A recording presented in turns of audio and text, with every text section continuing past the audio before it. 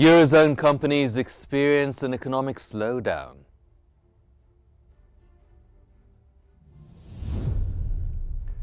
German business sentiment sees its strongest improvement in 13 months.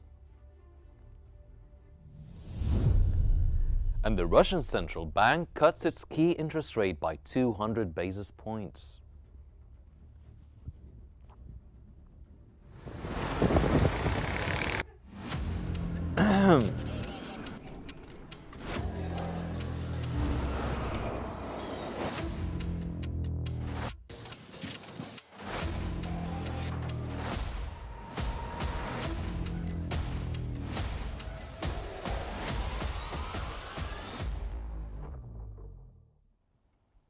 You're watching Q News with me, Hani Asif, and this is the Economic Bulletin. We start off with the United States, where the Commerce Department's Census Bureau has reported that new orders for key U.S. manufactured capital goods unexpectedly fell in June, suggesting a pullback in business spending on equipment as the boost from front-loading of activity ahead of tariffs on imports faded. Non-defense capital goods orders, excluding aircrafts, dropped 0.7% last month after an upwardly revised 2% rebound in May.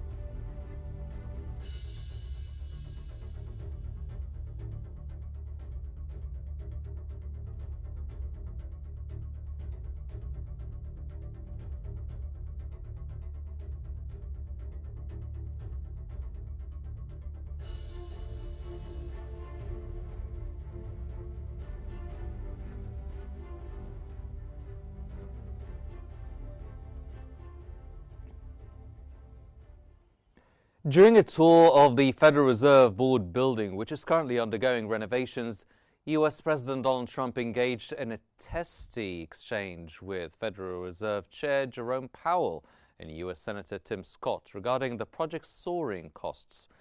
The president claimed the budget had significantly increased, a figure Powell swiftly disputed. Thank you very much. We're looking at the construction, and we're with the chairman, as you know. Chairman, come on over. And we're just taking a look at what's happening. You know, it's a tough construction job. They're building basements where they didn't exist or expanding them, and a lot of very expensive work. There's no question about it. And Tim has been with me for a long time, and you're in charge of the committee. Indeed. One of the reasons why we wanted to see it was the overruns of the expenses. We wanted to figure out why. Yeah. So we're taking a look, and it looks like it's about $3.1 billion. It went up a little bit, or a lot. So the 2.7 is now 3.1. I'm not aware of that. Yeah, it just came out. Yeah, I haven't heard that from anybody at the Fed. Federal Reserve Chair Jerome Powell is once again in the spotlight, facing renewed criticism from President Trump over interest rate policy. Appointed in 2018, Powell now leads the Fed through a pivotal phase for the U.S. economy.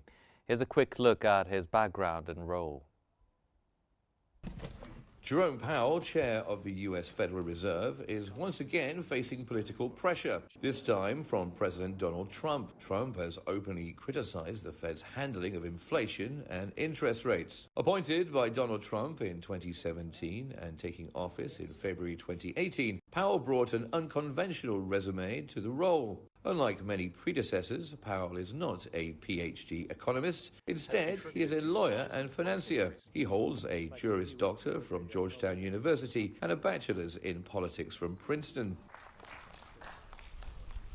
Thank you, everybody. His career has spanned both Wall Street and Washington, from working at Dillon Read and the Carlyle Group to serving in the U.S. Treasury under President George H.W. Bush. Powell's practical experience in financial markets has shaped his reputation as a pragmatic consensus builder within the Fed. Since becoming Fed chair, Powell has navigated a turbulent economic landscape, including the pandemic, supply chain shocks, and a historic inflation spike. Under his leadership, the Fed has pursued aggressive interest rate hikes to address inflation. This has drawn sharp criticism from Trump, who argues the central bank is slowing growth ahead of the 2026 election. Despite the political pressure, Powell has maintained the Fed's independence, emphasizing that decisions are driven by data, not politics. With Trump's return to the White House, attention remains on Powell, who still has over a year left in his term as chair, and whether the administration will seek to reshape the Fed's leadership amid growing friction. And for further analysis, we are joined from Washington by the founder and chairman of Links Investment Advisory, Mr. Peter Tanis. Peter, welcome to Q News Economic Bulletin. First off, could the focus on the Fed's spending be part of a broader narrative to undermine Powell's credibility ahead of key interest rate decisions? Nice to be with you again, Hani. In answer to your question, no. It is not, what's going on now is not likely to undermine the chairman's credibility. Keep in mind that the next Fed meeting is next week, and the odds are 95% that he will not, or the Fed will not lower interest rates next week. So Trump will be disappointed again and probably find a few more nasty names to call him. But there is virtually zero chance that the president is going to fire or try to fire the chairman of the Fed, and he has pretty much said that himself.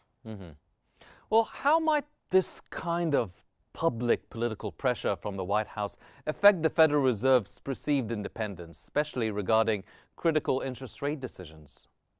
Yeah, now, if the Fed bowed to the pressure, it would open a new chapter, and a not a very good one, on the relationship and the independence with the White House and the independence of the Fed.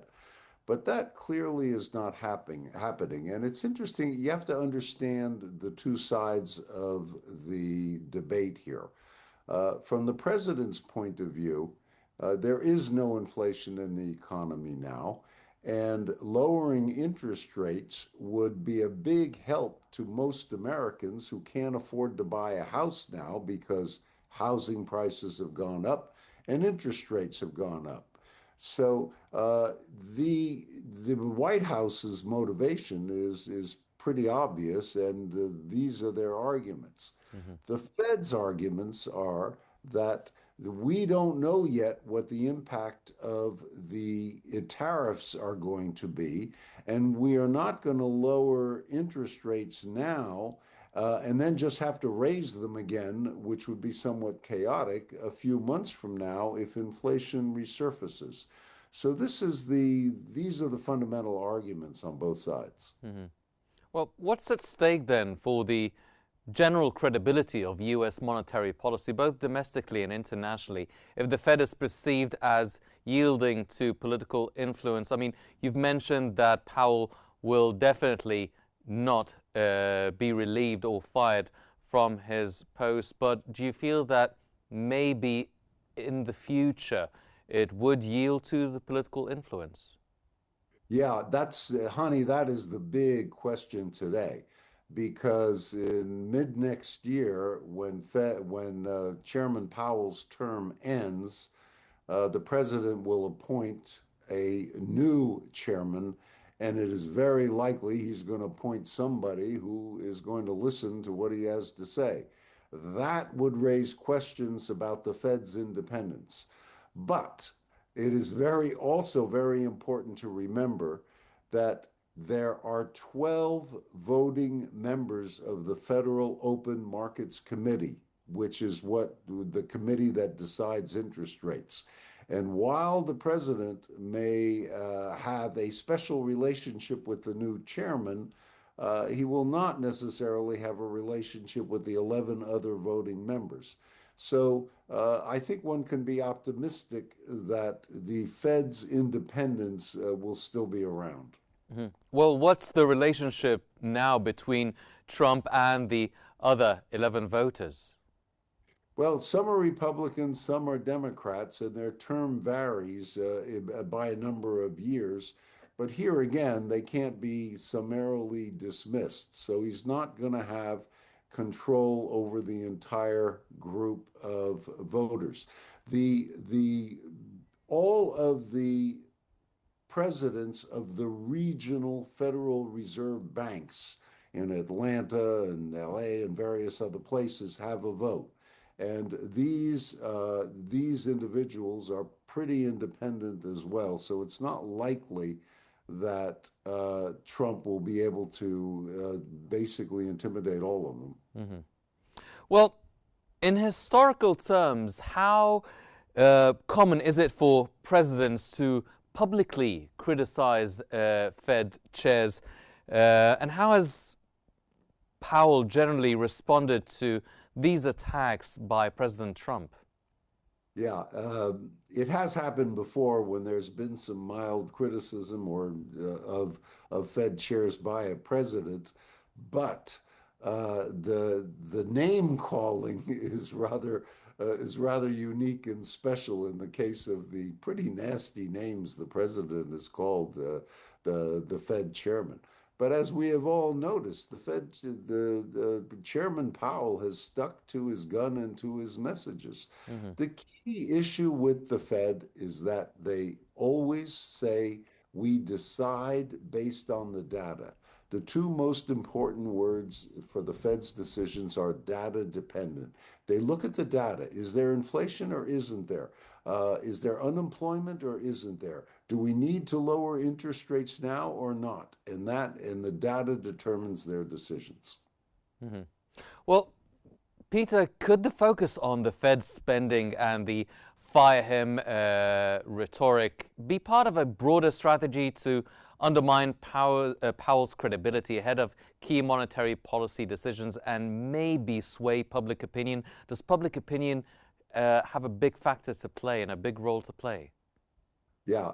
First of all, on the first part of your question and comment is really unusual. You all noticed that yesterday the president visited the Fed and got a tour of the construction by Chairman Powell. Now, the president basically made nice. He didn't call him names while he was there, but he suggested that there was a multi-$100 million cost overrun. And on camera, the Fed chair pointed out that he was talking about something that was done 5 years ago. So the other issue, too, is that the reconstruction that the president and his team are saying is out of control and it's too much and they're trying to blame Powell for involves two buildings that are almost 100 years old. They have asbestos problems, they have lead problems, they have to basically redo them from scratch. So that's why it's very expensive. And by the way, the Chairman Powell, is not going to be around to see the benefits of these reconstruction and remodeling. So it's hard to blame him and to suggest that he is personally going to benefit from them. He's not going to be there. From Washington, that was the founder and chairman of Links Investment Advisory, Mr. Peter Tannis. Peter, thank you very much for joining us here on Q News. And still in the United States, President Donald Trump has stated that Japan's $550 billion investment in the United States was seed money and described it as great. He highlighted that Japan was also opening its country to free trade, a possibility nobody had previously thought existed.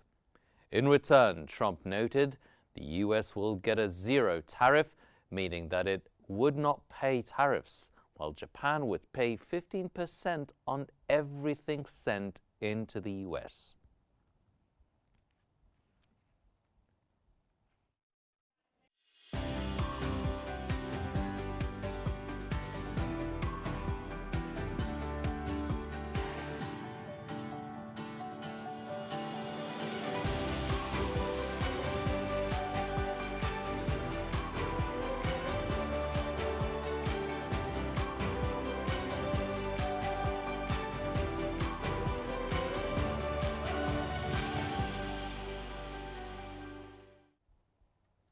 A recent European Central Bank poll has revealed that Eurozone companies are experiencing an economic slowdown and heightened competition from China. This follows US tariffs prompting Chinese exporters to seek new markets. The survey indicated a deceleration in both manufacturing and services sectors, leading to a more subdued outlook for employment and prices. The ECB attributed this downturn in activity and prices partly to reduced demand, specifically mentioning trade diversion from Asia, particularly China, as exporters shift away from the US market. Conversely, the retail and consumer services sectors reported minimal current or anticipated impact on their operations or pricing.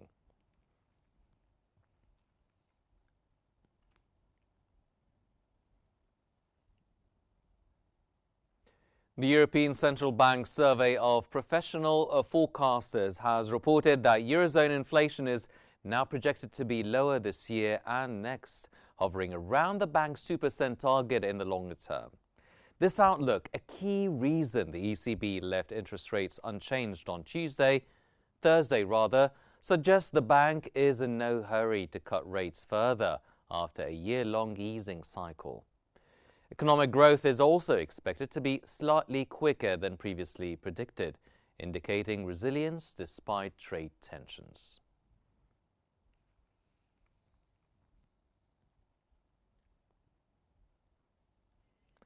The European Union member states have approved a decision to impose retaliatory tariffs on US products if trade talks with the United States fail. Spokesperson for the European Commission on Trade, Olof Gil, stated that the bloc plans to combine two retaliatory tariff lists on US exports into one with a total value of 93 billion euros. Earlier, Gil noted that if the negotiations fail, the retaliatory tariffs will take effect on August 7th.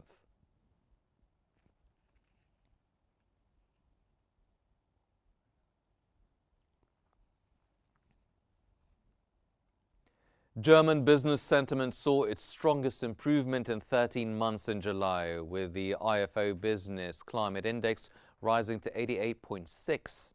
Despite this 7-month upward trend, analysts cautioned that Germany's economic outlook remains weak. IFO President Clemens Fuster described the economy's recovery as anemic, with expectations remaining largely unchanged. IFO forecasts the German economy stagnated in the second quarter of 2025 and anticipates only modest growth in the latter half of the year, citing a lack of momentum.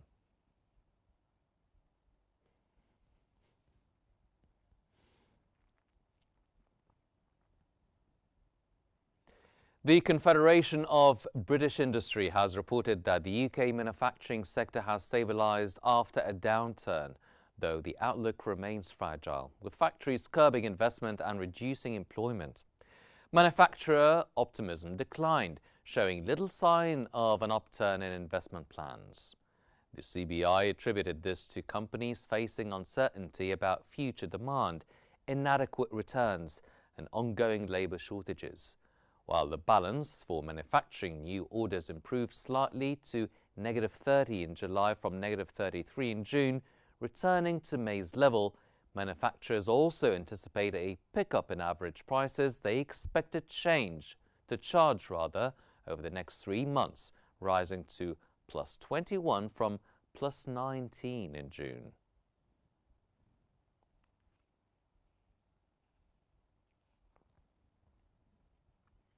The Office for National Statistics, ONS, has revealed that British consumers shopped more in June after a sharp drop in May as hot weather helped to boost the sales of drinks, clothes and car fuel. Retail sales volumes rose by a month-on-month 0.9%. An ONS survey showed that consumer confidence dipped this month ahead of possible tax increases later this year, and households added to their savings. In the 3 months to June, sales volumes rose by 0.2%, the weakest such increase since the 3 months to February.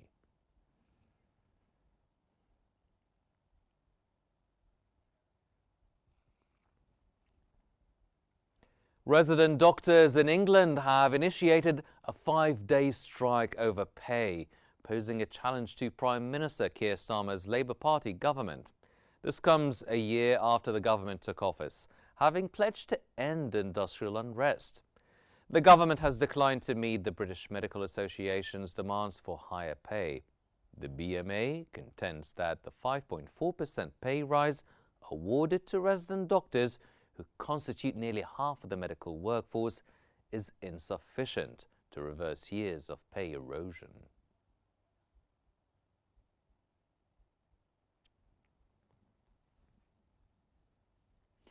And for further analysis, we're joined from London by the political and economic analyst Babak Imamyan. Welcome to the Q News Economic Bulletin. Sir, what are the main reasons behind the resident doctors' decision to strike now, and how has their pay changed in recent years? Well, thank you for your question.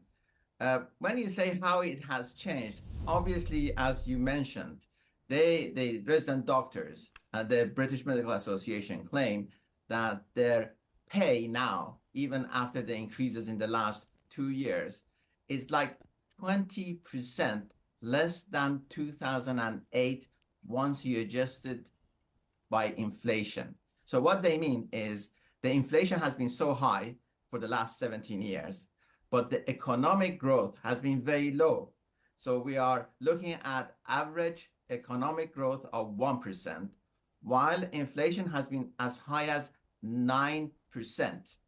And that's the reason why the government does not have the money. And the doctors are, especially the resident doctors or the junior doctors as they were called before, are in a worse position than they were in 2008. So the main issue is not the dispute, I think. In my opinion, it's low growth in a weak economy. And unless that is addressed, we will have this problem all the time. So the issue is nobody is addressing the low growth economy. So basically the 5.4% pay rise is not enough, but how might this strike impact the National Health Services, the NHS, and the patient care during those 5-day walkout? Well, there is that humanitarian crisis there, which is, who do you want to blame? Who is at blame here? Is it the doctors, the people who are supposed to fix the economy so we have a high growth economy and we could afford this? But if you look at the funding of NHS, it's through taxes. And 50% of UK people in the United Kingdom, in Britain, they don't pay any taxes because their income is not that high. And the top 10% pay 40% of taxes. If we translate that into NHS 190 billion budget, so majority of that is paid, 60% of that is paid by the top 10%, only 10% of the users, let's call them. And the rest of it is paid by the other 40% users. And 50% of users pay nothing towards that cost. So there is that issue. And the NHS budget is increasing all the time by something like 20 billion a year, which is over 10% of the annual budget. So you have those issues to address, and nobody is discussing it in those terms. Well, let's look at it from the political point of view. What challenges does this strike pose for Prime Minister Keir Starmer's government, the Labour Party, which pledged to end all industrial unrest? Well, then we go back to that breakdown that I gave you of the voters, that 50% of the voters pay no taxes. And that 50% have given up on any ambition. So all they look to is who would give them more benefits from public sectors. So as long as the Labour can secure that 50% or majority of that 50% that pay almost no taxes or zero taxes, they would be in power. But then when it comes to delivery, when they are in government, they would have this issue. There would be a shortage of money, funding, and then end up with having a crying chancellor. Rachel Reeves was crying a few weeks ago. Okay, so in what ways could this strike influence future pay and labor negotiations within the public sector? Well, it's just a lip service. At the end of the day, there is an inflation. The inflation is now around 3.5%, but it was just 2 years ago at 9%. So people are suffering. The government will need to pay the doctors at the end. But then nobody's talking again. I go back. How do we improve the economy? How do we get a high growth economy? And one of the ways would be deregulating the economy. And nobody's discussing that. We need massive deregulation. And why the economy was mishandled, the recovery of it since 2008. Then again, nobody's discussing that. So I think we are concentrating on the wrong issues and addressing wrong problems than the real ones. From London, that was the political and economic analyst, Mr. Babak Imamian. Mr. Imamian, thank you very much for your input. Ladies and gentlemen, now we move on to the latest developments from the rest of the world.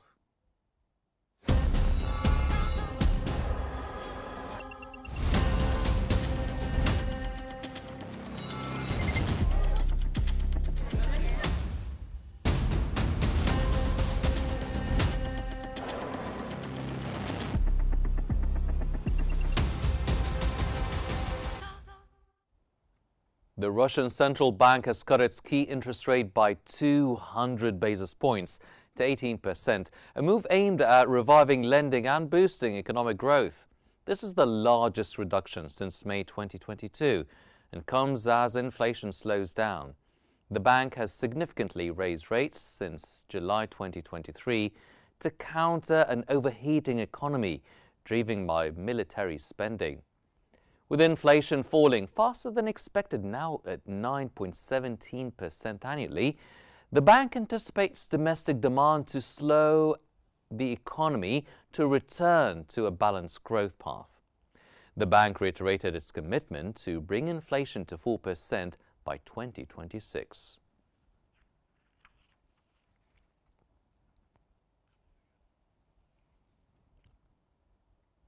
Moving on to Asia, Foreign Ministry spokesperson Gu Jiakun has urged the European Union to relax restrictions on the exports of high-tech products to China.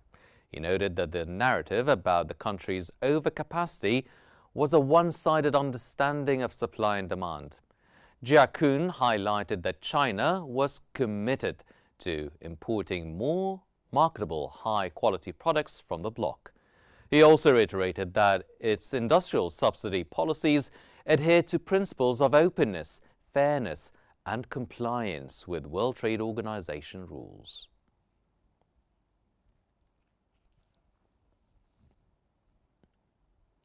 A new China Global Television Network poll has revealed that over 65% of Europeans view trade with China as beneficial.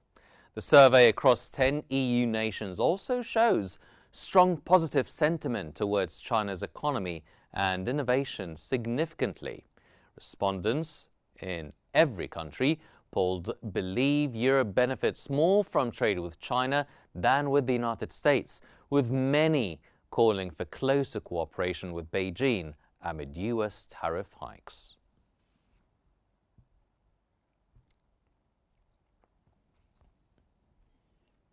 Government data has shown that core consumer inflation in Japan's capital slowed in July but stayed well above the central bank's 2% target in July, adding to renewed market expectations for another interest rate hike this year. The Tokyo Consumer Price Index, which excludes volatile fresh food costs, rose 2.9% in July from a year earlier. Food inflation, excluding the cost of volatile fresh products, accelerated to 7.4% in July from 7.2% in June. Service prices rose 2.1% in July from a year earlier.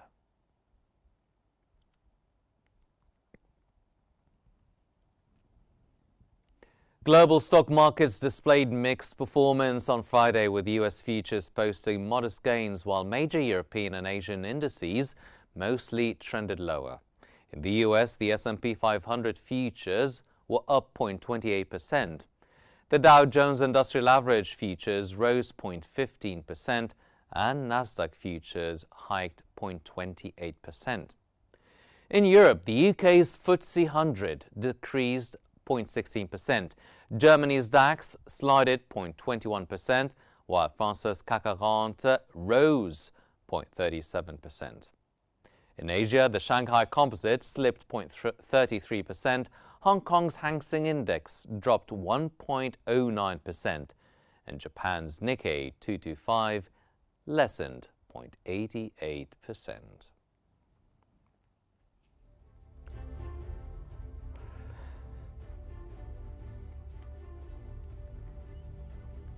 These are all the economic news we have for now, but here's a reminder of today's main stories. Eurozone companies are experiencing an economic slowdown.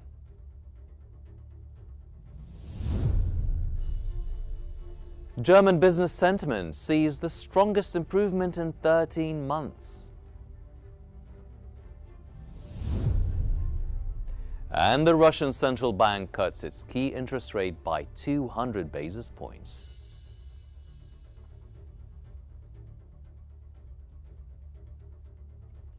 This concludes our economic and financial bulletin for now, but please don't forget to follow Q News on YouTube, Facebook, X, Instagram and TikTok at QNewsEGY to stay informed. Thank you for watching and stay tuned for more coming up here on Q News.